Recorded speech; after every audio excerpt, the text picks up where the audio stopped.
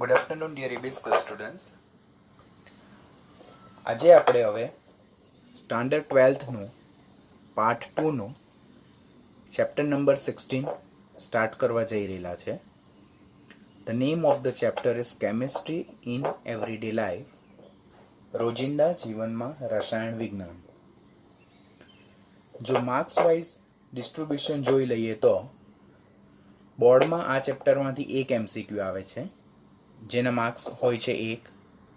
પછી એક ક્વેશ્ચન 2 માર્ક્સનો હોય છે. ધેટ મીન્સ આ ચેપ્ટરમાંથી બોર્ડમાંથી કુલ 3 માર્ક્સનું હોય છે. હવે બ્લુપ્રિન્ટ પ્રમાણે 2 માર્ક્સનો એક ક્વેશ્ચન અને 1 માર્કનો એક MCQ એમ 3 માર્ક્સ હોય. બટ હંમેશા બ્લુપ્રિન્ટ ફોલો થાય એવું જરૂરી નથી. કોઈક વખત 3 માર્કના 3 ક્વેશ્ચન પણ પૂછાઈ શકે, તો આપણે બ્લુપ્રિન્ટને ઓલવેઝ ફોલો કરવી જરૂરી નથી.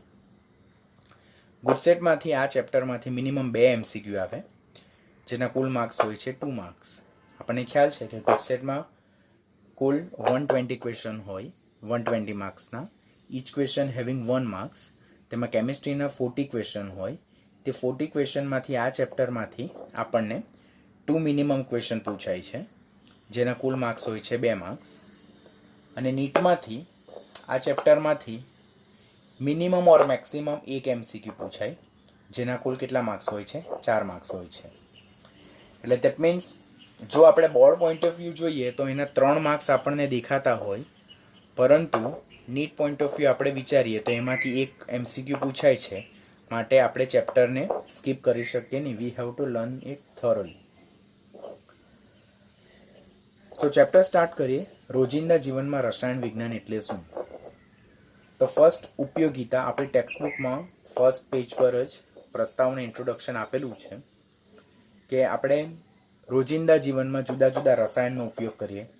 જુદી જુદી મેડિસિન, જુદા જુદા કેમિકલ્સ, ત્યારબાદ detergent, soap, then after antiseptic, disinfectant. અત્યારે જ આપણે કોરોના વાયરસને લીધે હેન્ડ સેનિટાઇઝિંગ યુઝ કરીએ. That's a one kind of antiseptic soap solution. તો આ જે જુદા જુદા રસાયણો જે આપણા રોજિંદા જીવનમાં ઉપયોગ કરીએ, પછી સમ પ્રિઝર્વેટિવ, સમ એન્ટીઓક્સિડન્ટ, આર્ટિફિશિયલ કલર્સ, સ્વીટનર્સ, તો એ બધા જ જે કેમિકલ જે છે, જે આપણે રૂટીન લાઈફમાં, ડે ટુ ડેની એવરીડે લાઈફમાં આપણે એને દરરોજ ઉપયોગમાં લેતા હોય છે. તો તે જુદા જુદા રસાયણો વિશેનું જે વિજ્ઞાન છે, જેને આપણે રોજિંદા જીવનમાં રસાયણ વિજ્ઞાન કહીએ. હવે ટોપિક નંબર 16.1 ટેક્સ્ટબુકનો ઔષધો અને તેમનું વર્ગીકરણ. તો first, what you mean by drugs? ઔષધોને શું કહેવામાં આવે? ડ્રગ્સ કહેવામાં આવે. તો ડ્રગ્સ એટલે શું? તો એવા રસાયણો કે જેના આણ્વીય દળ કેવા છે? નીચા છે, 100 to 500 યુનિફાઈડ માસ જેટલા, જે શરીરમાં જૈવિક અણુ, એટલે જુદા જુદા આપણા શરીરમાં જુદા જુદા બૃહદ અણુ હોય કે જેને ઔષધ પોતાનું લક્ષ્ય બનાવે. તો શરીરમાં જે જુદા જુદા જૈવિક બૃહદ અણુ, જેને બાયોમેક્રોમોલેક્યુલ્સ કહેવામાં આવે, જે ટાર્ગેટ મોલેક્યુલ્સ તરીકે હોય, તેની સાથે આ પ્રકારના ઔષધો પ્રક્રિયા કરે અને શરીરમાં જુદી જુદી જૈવિક પ્રતિક્રિયા ઉત્પન્ન કરે છે, જે રોગોના નિદાન, રોગને અટકાવવા માટે અને જુદા જુદા રોગોની સારવાર અને ઉપચાર માટે ઉપયોગી છે. તો આ પ્રકારના જે પદાર્થ જે છે, તો તેને શું કહેવામાં આવે છે? ઔષધ કહેવામાં આવે છે. માટે ઔષધ એટલે શું? તો નીચા આણ્વીય દળ ધરાવતા રસાયણો, જેના મોલેક્યુલર માસ કેટલા હોય? 100 to 500 યુનિફાઈડ માસ જેટલા હોય. શરીરમાં રહેલા જુદા જુદા જૈવિક બૃહદ અણુ like carbohydrate, protein, enzymes, lipid, તો એમની સાથે એ પ્રક્રિયા કરે અને શરીરમાં જુદી જુદી જૈવ પ્રતિક્રિયા ઉત્પન્ન કરે, અને જે પદાર્થો રોગોના નિદાન માટે, તેમને અટકાવવા માટે અને તેમના ઉપચાર અને સારવાર માટે ઉપયોગી છે, એવા પદાર્થોને શું કહેવામાં આવે છે? ડ્રગ્સ કહેવામાં આવે છે. આ પ્રકારના રસાયણોનો જે ઉપયોગ કરીએ આપણે, અને આ પ્રકારની જે ચિકિત્સા પદ્ધતિ જે છે, તેને શું કહેવામાં આવે છે? રસાયણિક ચિકિત્સા કહેવામાં આવે, અને તેને જ કીમોથેરાપી કહેવામાં આવે. તો કીમોથેરાપી એટલે શું? તો જુદા જુદા રસાયણોનો ઉપયોગ કરીને રોગોનું નિદાન કરવું, તેને અટકાવવું, તેમની ઉપચાર કરવી, તો એ પ્રકારની જે ચિકિત્સીય પદ્ધતિ છે તેને શું કહેવામાં આવે છે? રાસાયણિક ચિકિત્સા પદ્ધતિ. એને કહેવામાં આવે છે કીમોથેરાપી. કીમોથેરાપી વર્ડ સૌ પ્રથમવાર પોલ એલરિચ નામના વૈજ્ઞાનિકે ઇન્ટ્રોડ્યુસ કરેલો હતો. માટે પોલ એલરિચને ફાધર ઓફ કીમોથેરાપી કહેવામાં આવે. નીટ બેઝ પર ક્વેશ્ચન પૂછવામાં આવે કે who is the father of chemotherapy, તો દેટ ઇઝ પોલ એરલિચ. તો આ સેશનમાંથી that means from the same topic પહેલાં તો આપણને ઔષધો એટલે શું તે આવડવું જોઈએ. નીચે આણ્વીય દર ધરાવતા રસાયણો જે શરીરમાં જુદા જુદા જૈવિક અણુ સાથે પ્રક્રિયા કરે, જૈવ રાસાયણિક પ્રક્રિયા ઉત્પન્ન કરે અને રોગોનું નિદાન કરે, એને અટકાવે ઓર એને ઉપચાર માટે વપરાય, તો એ પ્રકારના જે પદાર્થો છે તેમને ઔષધો કહેવામાં આવે. અને આ પ્રકારના રસાયણનો ઉપયોગ કરીને જે જુદા જુદા રોગ છે તેની સારવાર માટેની પદ્ધતિને રસાયણ ચિકિત્સા એટલે કે કીમોથેરાપી કહેવામાં આવે છે. નાઉ ટોપિક નંબર 16.1.1 ઔષધનું વર્ગીકરણ, ક્લાસિફિકેશન ઓફ ડ્રગ્સ. આપણે અત્યારે જ લર્ન કર્યું કે આ ચેપ્ટરમાંથી 2 માર્ક્સનો ક્વેશ્ચન પૂછાય. તો 2 માર્ક્સમાં આપણને ક્વેશ્ચન એ રીતે પૂછાઈ શકે કે ઔષધનું વર્ગીકરણ કરો અને કોઈ પણ એક વર્ગીકરણ સવિસ્તાર સમજાવો. તો ઔષધનું વર્ગીકરણ મુખ્યત્વે 4 રીતે થાય. પહેલું ઔષધીય અસરને આધારે, સેકન્ડ વન ઔષધીય ક્રિયાને આધારે, થર્ડ વન જે છે તો તે છે રાસાયણિક બંધારણને આધારે, અને ફોર્થ વન જે છે આણ્વીય લક્ષ્યને આધારે. આમ ઔષધીય અસરને આધારે વર્ગીકરણ, જેને ક્લાસિફિકેશન બેઝડ અપોન ફાર્માકોલોજીકલ એક્શન કહી શકાય. આ પ્રકારનું વર્ગીકરણ જે છે તો તે ડૉક્ટરને ખાસ ઉપયોગી હોય છે, જેમાં જુદી જુદી ઔષધોને તેમના પોતાની અસરને આધારે ડિસ્ટ્રીબ્યુટ કરી શકાય. કે જેમ કે અમુક ઔષધો શરીરમાં વેદનામાં રાહત આપે, જેને એનાલ્જેસિક કહેવામાં આવે, પેઇન કિલર કહેવામાં આવે, લાઈક એસ્પિરિન છે, પેરાસિટામોલ છે, ડાઇક્લોફિનાક સોડિયમ છે, આઇબ્યુપ્રોફેન છે, ક્રોસિન છે, મેટાસિન છે. તો આ પ્રકારની ઔષધો જે છે તો તે શરીરમાં જે વેદના ઉત્પન્ન થાય, પેઇન ઉત્પન્ન થાય, તો તેમાં રાહત આપે. તો એ પ્રકારની ઔષધને આપણે વેદનાહર ઔષધો કહીએ, જેને એનાલ્જેસિક કહેવામાં આવે. સેકન્ડ વન, અમુક ઔષધો જે છે તો તે જીવાણુઓને મારી નાખે છે અને એમની વૃદ્ધિ અટકાવે છે અને સજીવ પેશીને જીવાણુ રહિત કરે છે. તો એ પ્રકારની ઔષધોને શું કહેવામાં આવે છે? જીવાણુનાશી, એન્ટીસેપ્ટિક, લાઈક અ ડેટોલ. તો વેદનાહર ઔષધો અને જીવાણુનાશી ઔષધો જે છે તો તેને કયા પ્રકારના વર્ગીકરણમાં પ્લેસ કરવામાં આવેલ છે? ઔષધીય અસરને આધારે ઔષધના વર્ગીકરણમાં પ્લેસ કરવામાં આવેલું છે. જુદા જુદા પ્રકારની ઔષધોનું કાર્ય એક પ્રકારનું હોતું નથી. કોઈક ઔષધો વેદનામાં રાહત આપે, કોઈ ઔષધો જીવાણુઓનો નાશ કરે, તેમની વૃદ્ધિ અટકાવે. તો તેમને તેમની કાર્યને આધારે, તેમના ગુણને આધારે ડિસ્ટ્રીબ્યુટ કરવામાં આવે છે. તો આ પ્રકારનું જે ક્લાસિફિકેશન છે તે ડૉક્ટરોને ખાસ ઉપયોગી હોય છે. સેકન્ડ વન જે છે ઔષધની ક્રિયાને આધારે, એટલે classification based upon drug action. જુદા જુદા જે ડ્રગ્સ છે તો તેમનું મિકેનિઝમ ઓફ એક્શન તે જુદું જુદું હોય છે. શરીરમાં એમની કાર્ય પદ્ધતિ, ક્રિયાવિધિ જુદી જુદી હોય છે. આમ તેઓ ચોક્કસ જૈવ રાસાયણિક પ્રક્રમ પર જુદી જુદી રીતે કાર્ય કરે અને એના બેઝ પર એને આપણે વર્ગીકૃત કરી શકીએ છીએ.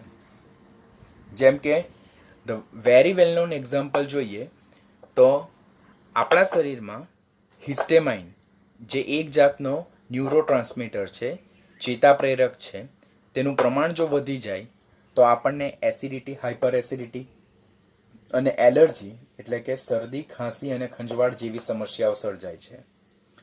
તો અહીંયાથી જ એક MCQ જનરેટ થાય છે કે નીચેનામાંથી શરીરમાં કયા રસાયણનો સ્ત્રાવ વધી જાય તો એસિડિટી અને એલર્જી જેવી સમસ્યાનું સર્જન થાય છે? તો હિસ્ટેમાઇન જે એક જાતનો ન્યુરોટ્રાન્સમીટર છે, ચેતાપ્રેરક છે, તેનું પ્રમાણ જો વધી જાય તો શરીરમાં એસિડિટી અને એલર્જી જેવી સમસ્યાઓ સર્જાય, જેમાં શરદી, એલર્જીમાં શરદી થાય, પછી ખાંસી પણ આવે, શરીર પર ખંજવાળ આવે, ચામડી લાલ થઈ જાય, ચામડી પર ચકામા પડી જાય. તો એ પ્રકારની જે સમસ્યાઓ જે છે તો તેની ટ્રીટમેન્ટ માટે આપણે કેવા પ્રકારની ઔષધો દાખલ કરીએ શરીરમાં? તો પ્રતિહિસ્ટેમાઇન ઔષધો દાખલ કરીએ. આ પ્રતિહિસ્ટેમાઇન શબ્દ જ જોવાનું કે પ્રતિ પ્લસ હિસ્ટેમાઇન. પ્રતિહિસ્ટેમાઇન એટલે એવી ઔષધો કે જે શરીરમાં હિસ્ટેમાઇનનું જે વધુ પડતું પ્રમાણ જે છે તેને ઘટાડશે. હિસ્ટેમાઇનનું વધુ પ્રમાણ જે છે તેને ઘટાડશે. અને આ જે પ્રતિહિસ્ટેમાઇન ઔષધો જે છે તો તેઓ પ્રતિ એસિડ ઔષધ તરીકે વર્તે ઓર પ્રતિ એલર્જીક ઔષધ તરીકે વર્તે. આપણે ચેપ્ટરમાં જેમ આગળ વધશું તેમ તેમ ક્લાસિફિકેશનને આપણે ડિટેલમાં શીખવાના જ છે. આમ પ્રતિહિસ્ટેમાઇન ઔષધોનું શરીરમાં કાર્ય શું? હિસ્ટેમાઇન રિસેપ્ટર પર એક્ટ કરવાનું અને શરીરમાં જે વધુ પડતો હિસ્ટેમાઇનનો સ્ત્રાવ જે છે તેને અટકાવવાનું અને એસિડિટી અને એલર્જીમાં આપણને રાહત આપવાની. તો એ પ્રકારના જે ઔષધો જે છે તેને પ્રતિહિસ્ટેમાઇન કહેવામાં આવે. તો what is a mechanism of action of antihistaminic drug? To prevent the excess release of histamine by acting or by antagonise the histamine receptor. એટલે આ એનું એક જાતનું મિકેનિઝમ ઓફ એક્શન થયું ને એના બેઝ પર આપણે જે પ્રતિહિસ્ટેમાઇન ઔષધો જે છે તો તેને આપણે કયા વર્ગીકરણમાં મૂકીએ? તો classification base upon drug action. Each and every classification છે તેનું મેઇન હેડિંગ ખાસ યાદ રાખવાનું અને એમાં કયા પ્રકારની ઔષધોને પ્લેસ કરવામાં આવેલી છે તે ખાસ યાદ રાખવાનું, બીકોઝ એના બેઝ પર ક્વેશ્ચન આવે કે જેમ કે ક્વેશ્ચન પૂછવામાં આવે એન્ટિસેપ્ટિક અને એનાલ્જેસિકને નીચેનામાંથી ઔષધના કયા વર્ગીકરણ પ્રમાણે વર્ગીકૃત કરી શકાય? તો આપણે અત્યારે જ જોયું ઔષધીય અસરને આધારે. પછી અત્યારે જ આપણે જોયું તો પ્રતિહિસ્ટેમાઇન ઔષધોને નીચેનામાંથી કયા વર્ગને આધારે વર્ગીકૃત કરી શકાય? તો તે ઔષધીય ક્રિયાને આધારે. થર્ડ વર્ગીકરણ જે છે તો તે છે રાસાયણિક બંધારણને આધારે વર્ગીકરણ. રાસાયણિક બંધારણને આધારે વર્ગીકરણ. The classification of drug based upon the chemical structure. આપણને ખબર છે કે ઓલ કાઇન્ડ ઓફ ડ્રગ્સ અને medicine having there on chemical composition.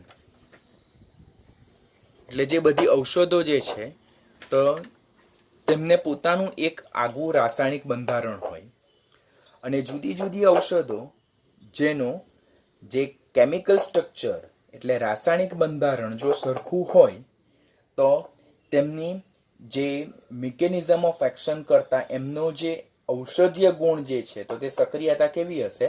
સમાન હશે. અને એ પ્રકારની ઔષધને શું કહેવામાં? એક જ વર્ગમાં મૂકવામાં આવે છે. માટે સપોઝ આપણી પાસે 10 ઔષધો છે અને એ 10 ઔષધોનું રાસાયણિક બંધારણ જો આપણે એક સરખું જોવા મળે તો એ પ્રકારની ઔષધોને આપણે એક વર્ગમાં મૂકવામાં આવે. જેમ કે વાત કરીએ આપણે તો અત્યારે જ આપણી પાસે 2 ક્લાસ ડિવિઝન થાય. એક નીટ બેઝ ક્લાસ હોય અને બીજો જેઈ બેઝ ક્લાસ હોય. જેઈ બેઝ જે ક્લાસ હોય તેમાં પીસીએમ સબ્જેક્ટ હોય એટલે કે ફિઝિક્સ, કેમિસ્ટ્રી અને મેથ્સ હોય. જ્યારે નીટ બેઝ ક્લાસ હોય તો તેમાં પીસીબી વર્ગ હોય એટલે કે ફિઝિક્સ, કેમિસ્ટ્રી અને બાયોલોજી હોય. તો that means they are having specific subject. તો એના બેઝ પર એમને વર્ગીકૃત કરી શકાય. હવે જેઈ વાળો સ્ટુડન્ટ જે છે તો તે નીટના ક્લાસમાં બેસીને જેઈ નથી ભણી શકતો અને નીટનો જે સ્ટુડન્ટ છે તો તે જેઈના ક્લાસમાં બેસીને નીટ નથી ભણી શકતો. શા માટે? બીકોઝ બંનેનો એક મેઇન સબ્જેક્ટ ડિફરન્ટ આવે. જેઈ વાળા માટે મેથ્સ હોય અને નીટ વાળા માટે બાયોલોજી હોય. તો એવી જ રીતે જે પ્રમાણે જુદી જુદી ઔષધોના રાસાયણિક બંધારણ જુદા જુદા હોય પરંતુ સમાન રાસાયણિક બંધારણ ધરાવતી ઔષધોને આપણે એક વર્ગમાં મૂકવાની હોય. Like a very well known example that's a sulphonamide drugs. NEET base important question કે બધી જ સલ્ફોનેમાઇડ ઔષધો જે છે તો તેમનું રાસાયણિક બંધારણ કેવું છે? એક સરખું પ્રકારનું છે. લાઈક અને એમને કનેક્ટ કોમનલી કયા તરીકે ઓળખવામાં આવે? સલ્ફા ઔષધો એટલે કે સલ્ફા ડ્રગ્સ તરીકે ઓળખાય. લાઈક અ સલ્ફા પિરિડીન, સલ્ફા ગ્વાનિડીન, બરાબર, સલ્ફા બેન્ઝિડિડીન. તો આ પ્રકારની આ સલ્ફા પિરિડીન છે અને સલ્ફા ગ્વાનિડીન છે, બંનેના નામ જુદા જુદા છે પરંતુ આ બંને ઔષધો કલેક્ટિવલી કયા તરીકે ઓળખાય છે? સલ્ફા ડ્રગ્સ તરીકે ઓળખાય છે. અને તેમને કોમનલી કયા તરીકે ઓળખવામાં આવે છે? સલ્ફોનેમાઇડ્સ તરીકે ઓળખવામાં આવે છે. શા માટે સલ્ફોનેમાઇડ્સ તરીકે ઓળખવામાં આવે છે?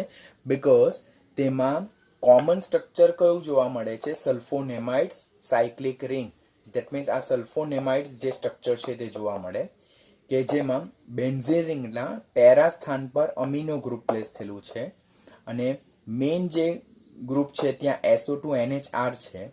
જો R બરાબર H લેવામાં આવે તો એને સલ્ફાનિલેમાઇડ્સ કહેવામાં આવે અને એનું જે આયુપેક પ્રકારનું જે નામ છે તેને કહેવામાં આવે para amino, this is para amino, amino group is on para position. તો para amino benzene sulphonamide SO2NHR માં R ની જગ્યાએ જો H મૂકેલો હોય તો SO2NH2 તો એને કહેવામાં આવે છે પેરા એમિનો બેન્ઝીન સલ્ફોનેમાઇડ્સ.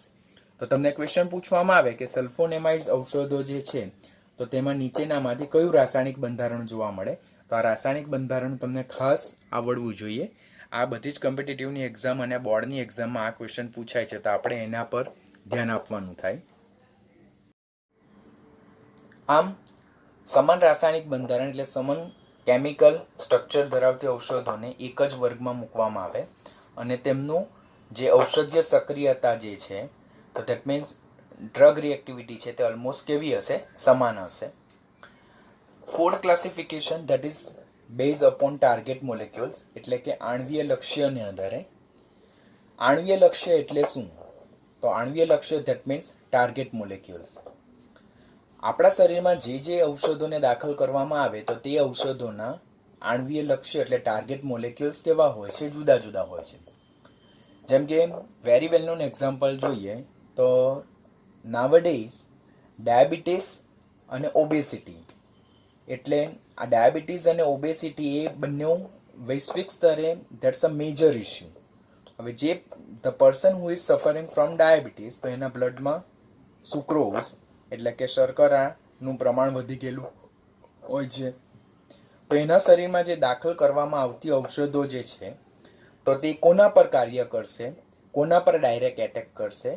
તો એ પ્રકારની ઔષધો જે ડાયાબિટીસમાં આપણને રાહત આપે, જેને એન્ટી ડાયાબિટીક ડ્રગ્સ કહેવામાં આવે, તો તે શરીરમાં રુધિરમાં રહેલી જે ગ્લુકોઝ જે છે, ગ્લુકોઝ શર્કરા છે તેના પર એક્ટ કરશે.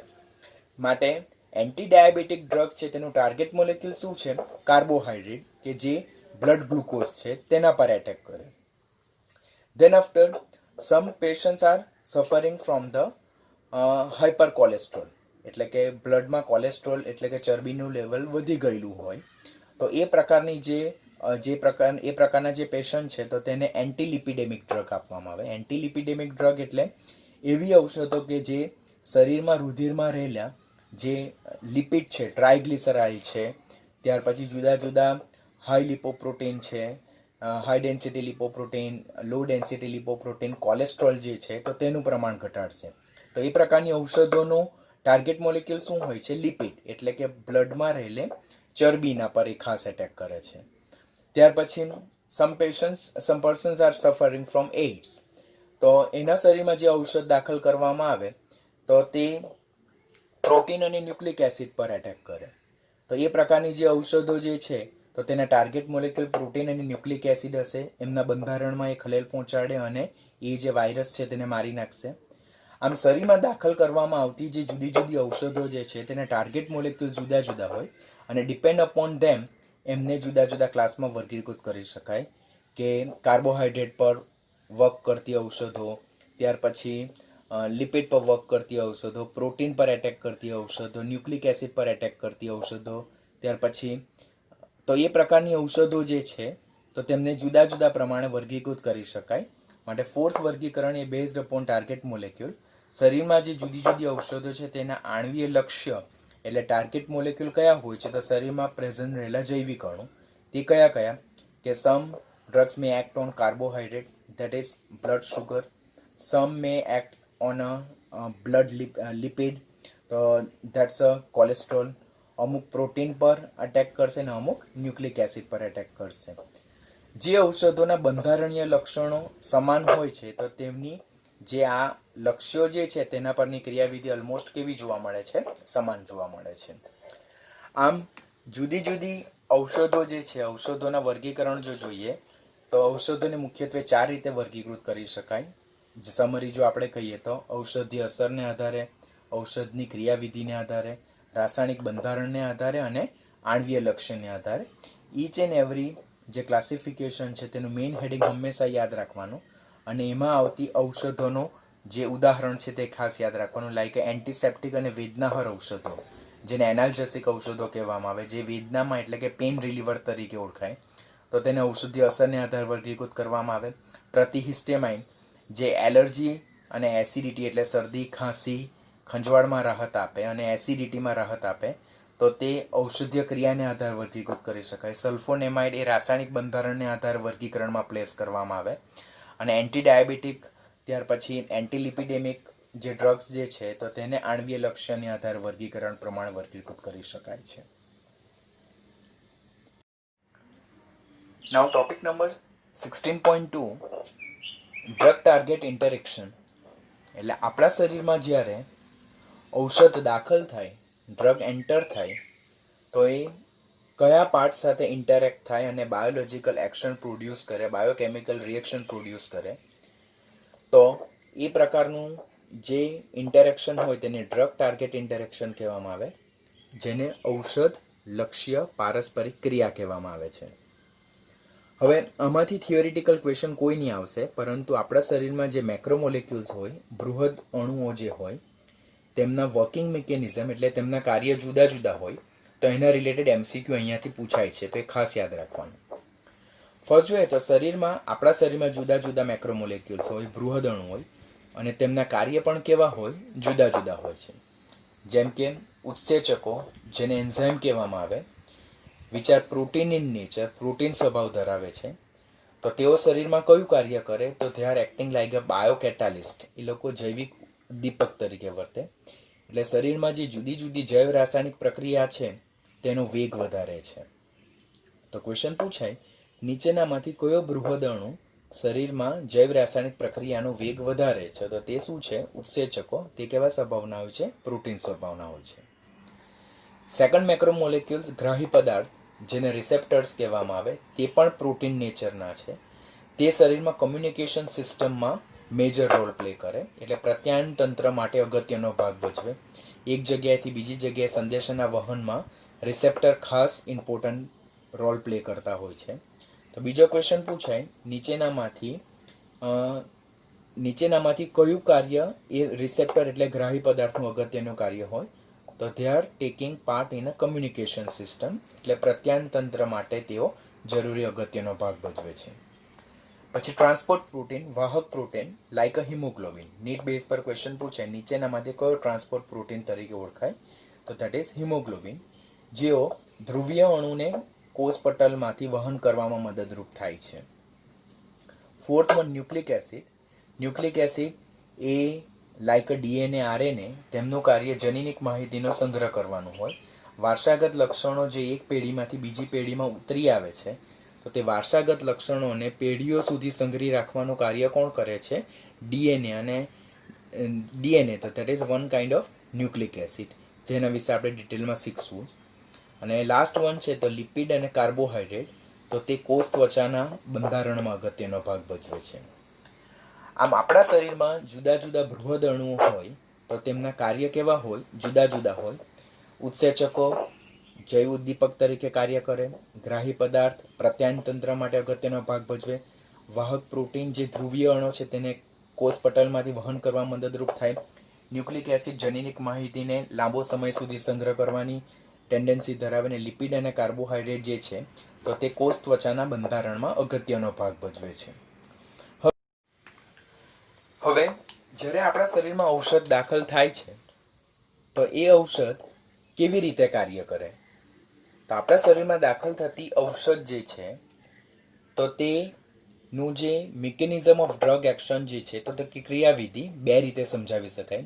2 માર્ક્સ માટેનો ઇમ્પોર્ટન્ટ ક્વેશ્ચન અહીંયાથી જનરેટ થશે કે શરીરમાં જ્યારે ઔષધ, જેને ડ્રગ કહેવામાં આવે, તો એ ઔષધ શરીરમાં બે રીતે કાર્ય કરે.